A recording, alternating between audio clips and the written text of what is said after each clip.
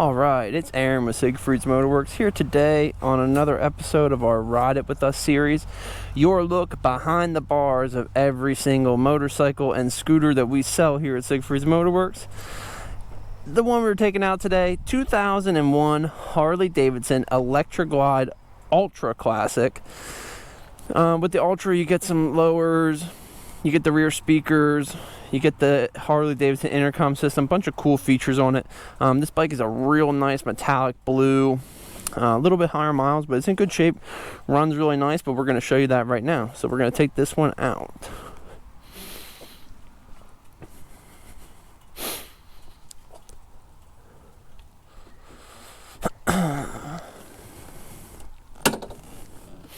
Keyless ignition for the Harley here, not necessarily keyless, but it is, you can lock this, but if you leave it unlocked, you can access your fob and all your stuff 24/7.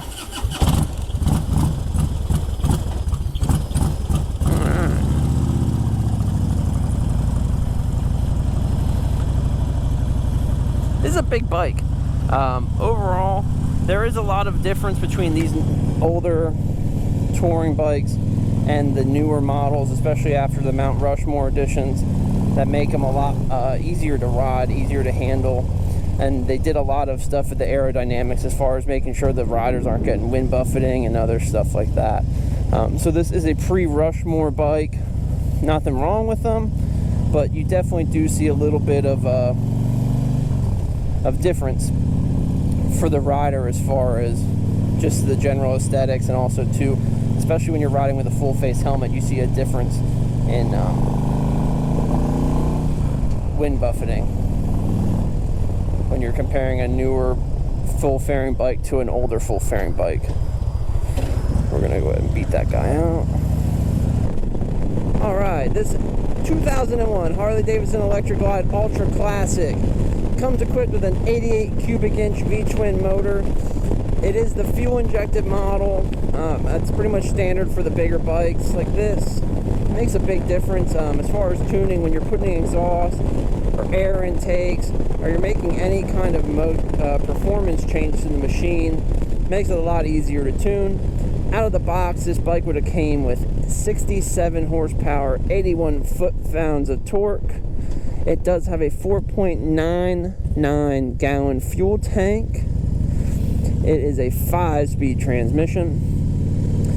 It has a seat height of 27.2 inches, and all loaded up, now that's not including riders and luggage and such, you are going to see a weight of 849 pounds. So this is a big girl, but you're going to see that big girl weight on any of these bigger bikes. Even on the newer ones, they're still up in the 800 pound range, so that's nothing crazy to expect. A couple little features on this bike. It does have true dual exhaust. It does have a shorty little windscreen. Tons of chrome options. It does have the OEM tour pack in the back, so you do get the speakers in the rear tour pack as well in that, which is a nice add-on, especially if you use a lot of 2-up riding. The Electra Ultra Glide Classics have a ton of gauges on them. Fuel gauge, air gauge, speedometer, tachometer, battery voltage meter, and also an oil pressure gauge. Little retro tape deck here as well, but for an older bike, these things do put out a pretty decent amount of audio when you're talking about the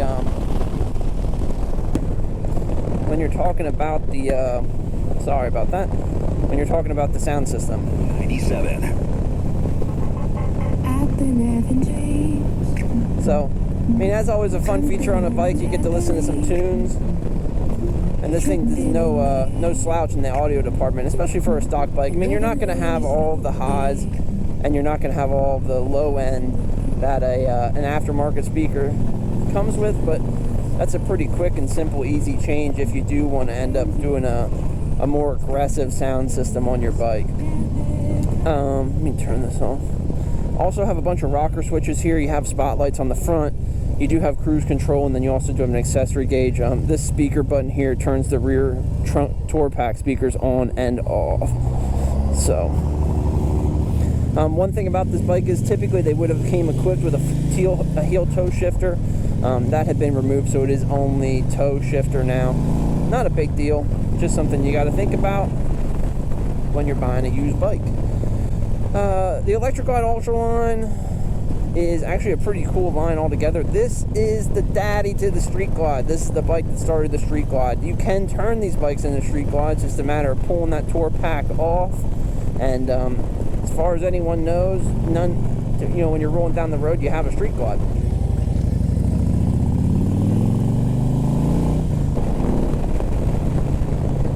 Overall, these Electra Glides are good, honest bikes. 57,774 in the clock right now. That's a little bit higher mileage than we typically like to see, but at the end of the day, it is a touring bike. These bikes aren't built going down a racetrack. These bikes are built to put miles on, going down the highway or the back roads. So 57,000, I would call that middle ground nowadays, especially for these older touring bikes.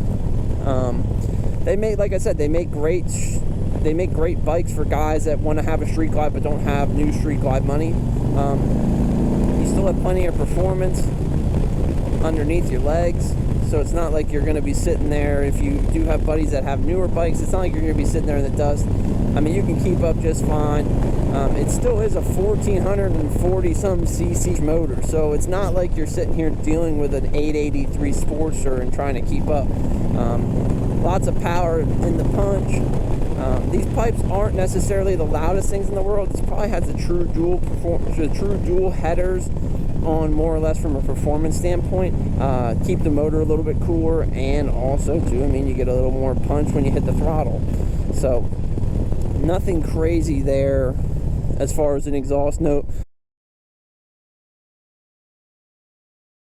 If you're looking for a cheap, every time you hit the key, A to B bike, this is the one for you. It is for sale at smwx717.com. Thank you so much for watching this video. If you can, hit that like button, hit that subscribe button, and you can stay up to date with everything going on at Siegfried's Motorworks. Thank you so much, and have a great day.